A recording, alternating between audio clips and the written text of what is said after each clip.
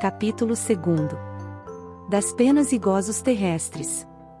Paraíso, inferno e purgatório. Pergunta 1012. Haverá no universo lugares circunscritos para as penas e gozos dos espíritos, segundo seus merecimentos? Já respondemos a esta pergunta. As penas e os gozos são inerentes ao grau de perfeição dos espíritos. Cada um tira de si mesmo o princípio de sua felicidade ou de sua desgraça.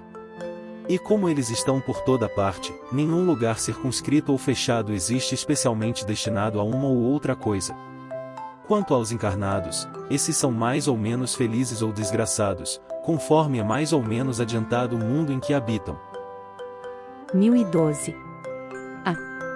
De acordo, então, com o que vindes de dizer, o inferno e o paraíso não existem, tais como o homem os imagina? São simples alegorias, por toda parte há espíritos ditosos e inditosos. Entretanto, conforme também já dissemos, os espíritos de uma mesma ordem se reúnem por simpatia, mas podem reunir-se onde queiram, quando são perfeitos.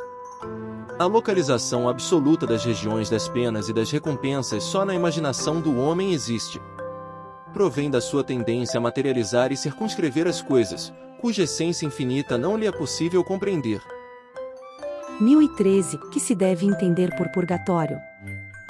Dores físicas e morais, o tempo da expiação. Quase sempre, na terra é que fazeis o vosso purgatório e que Deus vos obriga a expiar as vossas faltas.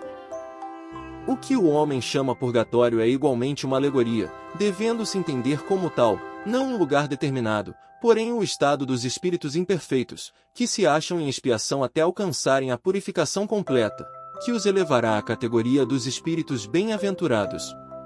Operando-se essa purificação por meio das diversas encarnações, o purgatório consiste nas provas da vida corporal. 1014. Como se explica que espíritos, cuja superioridade se revela na linguagem de que usam, tenham respondido a pessoas muito sérias, a respeito do inferno e do purgatório, de conformidade com as ideias correntes? É que falam uma linguagem que possa ser compreendida pelas pessoas que os interrogam. Quando estas se mostram imbuídas de certas ideias, eles evitam chocá-las muito bruscamente, a fim de lhes não ferir as convicções. Se um espírito dissesse a um muçulmano, sem precauções oratórias, que Maomé não foi profeta, seria muito mal acolhido. 1014. Concebe-se que assim procedam os espíritos que nos querem instruir. Como, porém, se explica que, interrogados acerca da situação em que se achavam, alguns espíritos tenham respondido que sofriam as torturas do inferno ou do purgatório? Quando são inferiores e ainda não completamente desmaterializados, os espíritos conservam uma parte de suas ideias terrenas, e para dar suas impressões, se servem dos termos que lhes são familiares. Acham-se num meio que só imperfeitamente lhes permite sondar o futuro. Essa causa de alguns espíritos errantes, ou recém-desencarnados, falarem como fariam se estivessem encarnados. Inferno se pode traduzir por uma vida de provações, extremamente dolorosa, com a incerteza de haver outra melhor, purgatório, por uma vida também de provações, mas com a consciência de melhor futuro. Quando experimentas uma grande dor, não costumas dizer que sofres como um danado. Tudo isso são apenas palavras e sempre ditas em sentido figurado. 1015. Que se deve entender por uma alma penar? Uma alma errante e sofredora, incerta de seu futuro e à qual podeis proporcionar o alívio, que muitas vezes solicita, vindo comunicar-se convosco. Questão 664. 1016. Em que sentido se deve entender a palavra céu? Julgas que seja um lugar, como os campos elíseos dos antigos, onde todos os bons espíritos estão promiscuamente aglomerados, sem outra preocupação que a de gozar, pela eternidade toda, de uma felicidade passiva? Não, é o espaço universal, são os planetas, as estrelas e todos os mundos superiores, onde os espíritos gozam plenamente de suas faculdades, sem as tribulações da vida material, nem as angústias peculiares à inferioridade. 1017. Alguns espíritos disseram estar habitando o quarto, o quinto céus, etc. Que queriam dizer com isso? Perguntando-lhes que céu habitam, é que formais ideia de muitos céus dispostos como os andares de uma casa. Eles, então, respondem de acordo com a vossa linguagem. Por estas palavras, e quarto e quinto céus, porém, exprimem diferentes graus de purificação e, por conseguinte, de felicidade. É exatamente como quando se pergunta a um espírito se está no inferno. Se for desgraçado, dirá em sim, porque, para ele, inferno é sinônimo de sofrimento. Sabe, porém, muito bem que não é uma fornalha. Um pagão diria estar no Tártaro.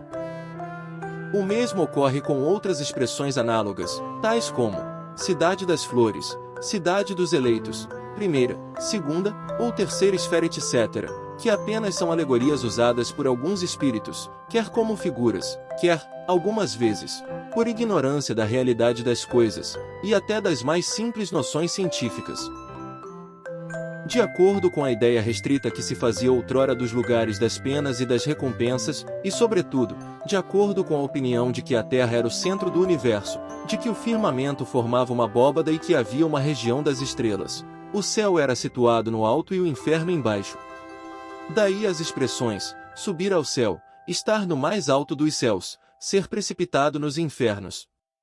Hoje, que a ciência demonstrou ser a Terra apenas, entre tantos milhões de outros, um dos menores mundos, sem importância especial, que traçou a história da sua formação e lhe descreveu a constituição, que provou ser infinito o espaço, não haver alto nem baixo no universo, teve-se que renunciar a situar o céu acima das nuvens e o inferno nos lugares inferiores. Quanto ao purgatório, nenhum lugar lhe fora designado. Estava reservado ao Espiritismo dar de tudo isso a explicação mais racional, mais grandiosa e, ao mesmo tempo, mais consoladora para a humanidade. Pode-se assim dizer que trazemos em nós mesmos o nosso inferno e o nosso paraíso. O purgatório, achamo-lo na encarnação, nas vidas corporais ou físicas. 1018. Em que sentido se devem entender estas palavras do Cristo? Meu reino não é deste mundo. Respondendo assim, o Cristo falava em sentido figurado. Queria dizer que o seu reinado se exerce unicamente sobre os corações puros e desinteressados. Ele está onde quer que domine o amor do bem. Ávidos, porém, das coisas deste mundo e apegados aos bens da terra, os homens com ele não estão. Última pergunta do Livro dos Espíritos. Questão 1019. Poderá jamais implantar-se na terra o reinado do bem? O bem reinará na terra quando, entre os espíritos que a vêm habitar, os bons predominarem, porque, então, farão que aí reinem o amor e a justiça, fonte do bem e da felicidade. Por meio do progresso moral e praticando as leis de Deus é que o homem atrairá para a terra os bons espíritos e dela afastará os maus. Estes, porém, não a deixarão, senão quando daí estejam banidos o orgulho e o egoísmo. Predita foi a transformação da humanidade e vos avizinhais do momento em que se dará, momento cuja chegada apressam todos os homens que auxiliam o progresso. Essa transformação se verificará por meio da encarnação de espíritos melhores, que constituirão na Terra uma geração nova.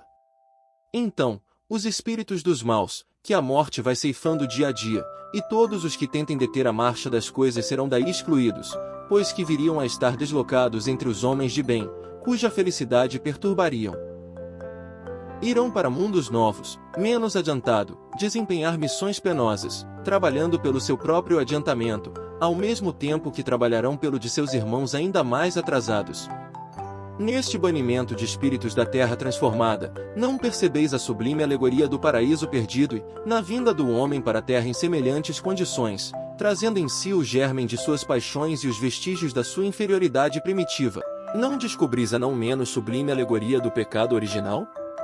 Considerado deste ponto de vista, o pecado original se prende à natureza ainda imperfeita do homem que, assim, só é responsável por si mesmo, pelas suas próprias faltas e não pelas de seus pais. Todos vós, homens de fé e de boa vontade, trabalhai, portanto, com ânimo e zelo na grande obra da regeneração, que colhereis pelo cêntuplo grão que houverdes semeado. Ai dos que fecham os olhos à luz! Preparam para si mesmos longos séculos de trevas e decepções.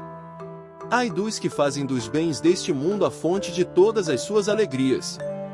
Terão que sofrer privações muito mais numerosas do que os gozos de que desfrutaram. Ai, sobretudo, dos egoístas! não acharão quem os ajude a carregar o fardo de suas misérias. São Luís.